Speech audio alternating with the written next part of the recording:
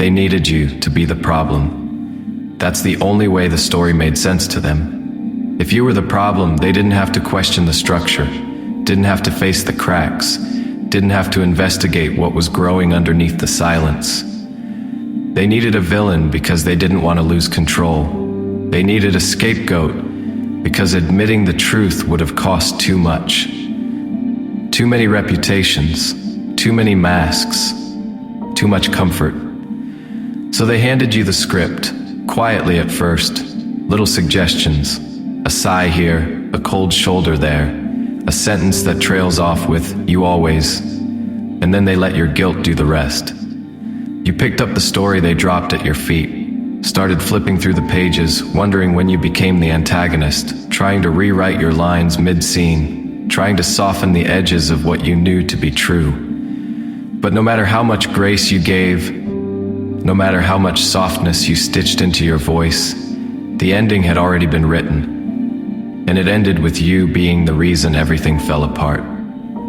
They needed you to carry the collapse, so they wouldn't have to name the rot, so they wouldn't have to trace the pattern back to its origin, because if they could make you the problem, they could stay the hero, the martyr, the misunderstood one who tried their best. They could keep their hands clean, while you bled honesty in every room. But here's what they didn't expect. You didn't die in that role. You got up. You stood inside the story they wrote for you, and you started telling the truth anyway. Not to clear your name, not to get them back, but to remember yourself. Because you weren't the problem. You were the interruption, the shift, the whistle in the dark. You were the one who asked the question no one wanted to answer. You were the one who looked past the smile and saw the fracture. And that kind of sight, it terrifies people, so they labeled it danger. Labeled you too much, too intense, too unstable, too everything.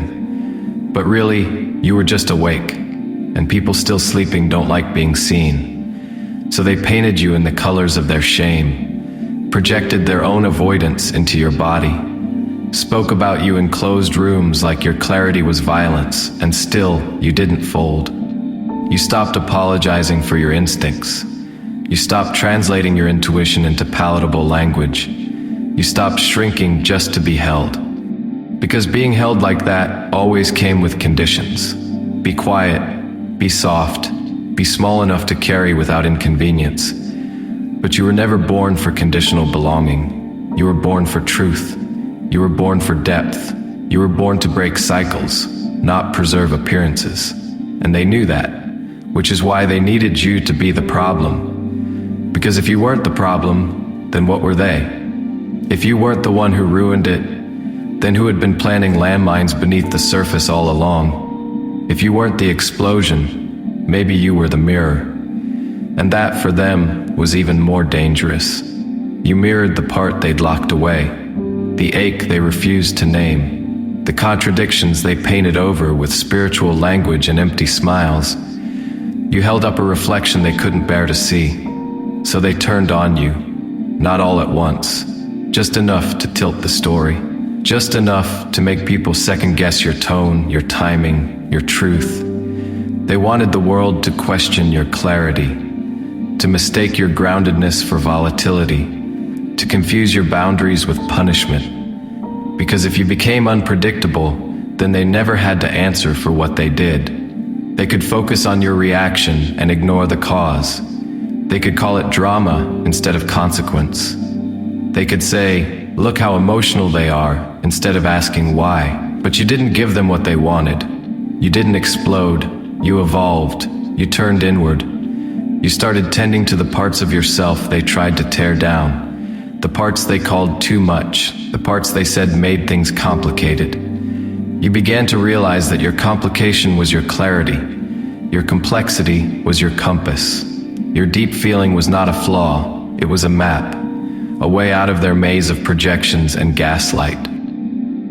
And when you stopped apologizing for being right too soon, when you stopped shrinking your insights to protect their image, they lost their hold on the story. That's when the backlash began, the silence, the coldness, the sudden spiritual framing of their absence as boundaries. Not boundaries, performances, not healing, hiding. They weren't protecting themselves, they were maintaining power. And the truth, they never intended to heal with you. They only intended to control the narrative about you. But it's too late now because you stopped waiting for their approval. You stopped chasing their version of the story. You stopped contorting your body just to stay in rooms that were never built to hold your truth. You realized that being called unsafe was safer than living in a lie. You realized that being called dramatic was quieter than swallowing your knowing. You realized that being alone was less lonely than being in places that required you to disappear. You realized you weren't the storm. You were the one who saw the sky change first, and the ones who see first.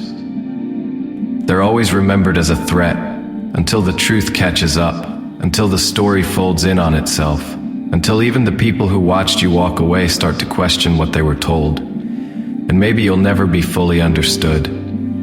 Maybe they'll keep telling that same crooked story for years. But that's not your burden anymore. Your burden now is truth. Your work now is clarity. Your path now is yours alone. Quiet, unshakable, and rooted in the knowing they tried to unteach you. You've stopped needing to be seen as good. You've stopped needing to be cleared of every accusation. You've stopped needing to re-enter a fire just to prove you weren't the one who lit the match. Because your innocence doesn't live in their mouths, it lives in your endurance. You outlived the false narrative.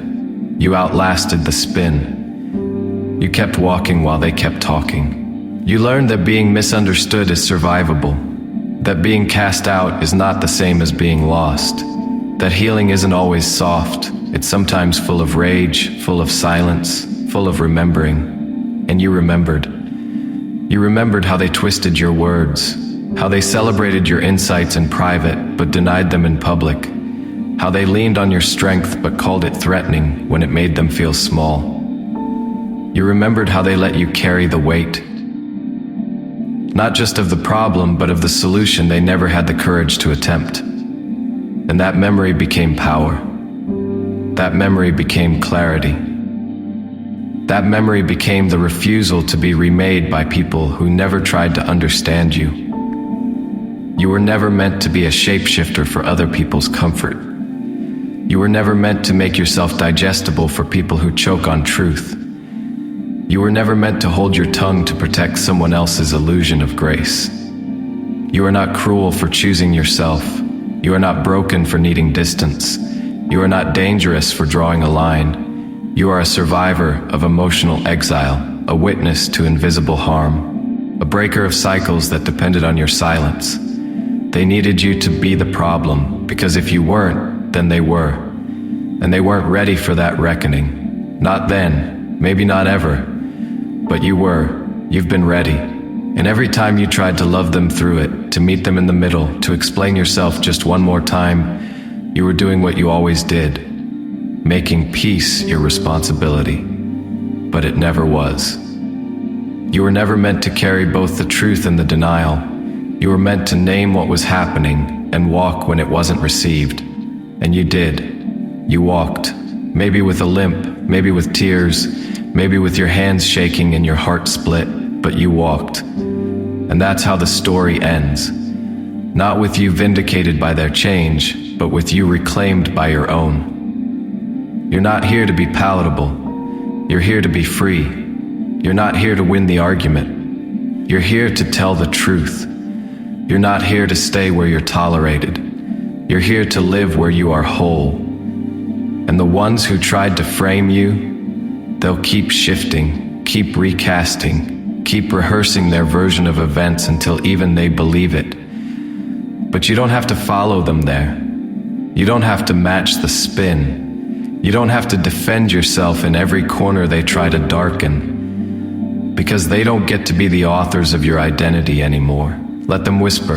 Let them craft the next chapter with your name misprinted. It has nothing to do with you now. Your story isn't unfolding in their hands, it's in your own breath. And that breath, it's steady, it's sacred, it's yours. You're no longer auditioning for roles in other people's theater. You're building your own space, your own air, your own name that doesn't require explanation or permission. You've done your time in exile. You've carried enough of their projections. You've walked far enough into confusion to know the way back. And what you carry now isn't shame, it's sharpness. It's memory that doesn't distort itself to stay liked. It's love that isn't manipulated into compliance. It's discernment that doesn't get talked over anymore. They tried to make you into a warning, and in some ways they were right. You are a warning, but not in the way they meant. You are the warning that truth doesn't go quietly, that clarity has a pulse, that presence is power, that once someone sees themselves clearly, they will not stay somewhere that demands distortion. You are what happens when a soul comes back online. You are what happens when someone stops asking permission to know what they know. You are what happens when the problem decides it was never the problem and walks away anyway. And walking away doesn't mean you don't feel it.